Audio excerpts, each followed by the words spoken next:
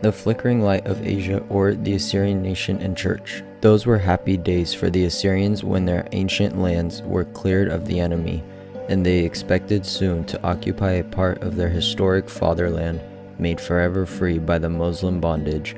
And even the Persian Assyrians entertained strong hope that the district in which they had been dwelling, because of the pre-war contention of Turkey as to its ownership, might now be attached to the eastern Kurdistan to form an Assyrian republic. A clear sky for the Assyrians could have never hung over those Islam-cursed lands. Brighter hopes could have never filled the heart of Marshamun, and the final triumph of allies could never have made a sweeter balm to heal the most gaping wound of the Great War. But who knows what tomorrow may happen? The wheels of destiny are not run by the will or the wishes of the men.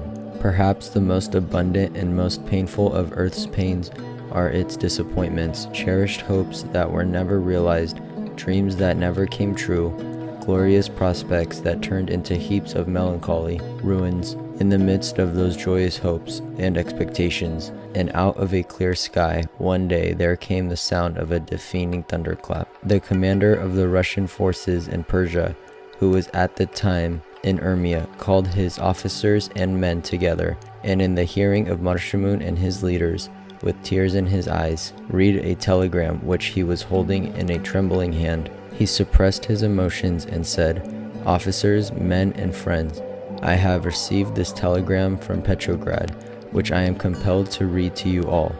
Czar has been dethroned." A news of this astounding import would naturally act like a thermometer that would register the real feelings of the hearers. Its stunning effect upon the Assyrians was, of course, a foregone conclusion. But what about the rank and file of the Russian forces, which had heretofore all alike served the emperor and their country? A few wept, and wept bitterly, but the vast majority broke loose like animals released from an iron cage.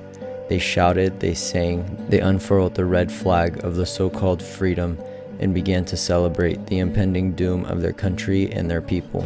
Human race has never been satisfied with any regime of its own making. Patriarchal, judicial, feudal, and monarchical and imperial systems had had their day. Democracy now had to be experimented with by all peoples and races.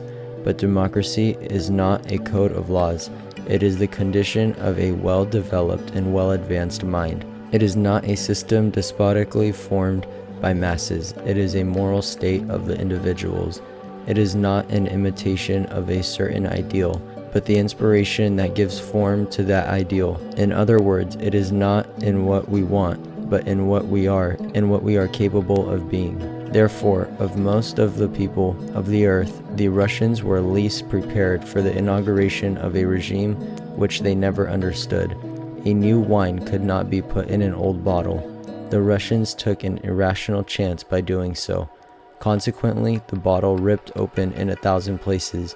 Neither the hand of a Lenin nor that of a Trotsky will ever be able to mend together the shattered fragments of the vessel. In this land of stupendous areas, either a perpetual chaos reign for many decades yet to come, or else this unprepared people return to a modified semblance of their former authority before they can command the respect and the confidence of their nations. For the Russian soldiers heretofore it was a campaign for the protection of the Assyrians, but now it became one of destruction. They heartlessly deserted a forest of guns, piles upon piles of ammunition, together with a vast number of stores, all filled with provisions and other accessories of the war, only to fall into the possession of their former enemies, thanks to those 200 loyal Russians who determined to cast their lot with the Assyrians and die with them if necessary, rather than return to a country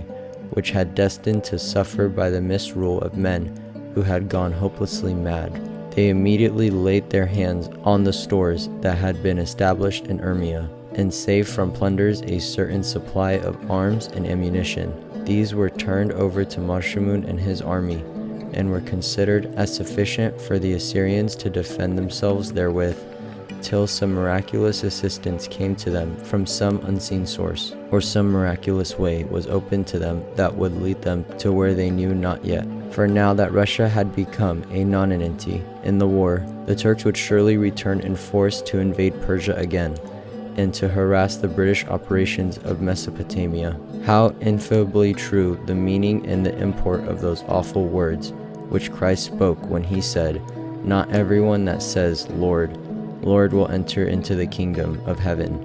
The men who would never venture on any mission or task without crossing themselves began now to trample upon the very cross they thought they were defending in those benighted lands of Islam. The iniquitous deeds of which they became guilty equaled in their repulsiveness those of the Urmia Tartars. They exchanged their guns for wine, their garments for vodka, and when their scanty means were exhausted, they inaugurated a campaign of oppression and robbery upon the very people who had before been their protege, as well as upon the Mohammedans. On their way back to the dreamland of Bolshevism, they resembled an army of locusts, devouring everything and everybody, leaving behind ruin and destruction, disgrace and humiliation, together with a helpless people who had staked all upon the pledges and the honor of Russia.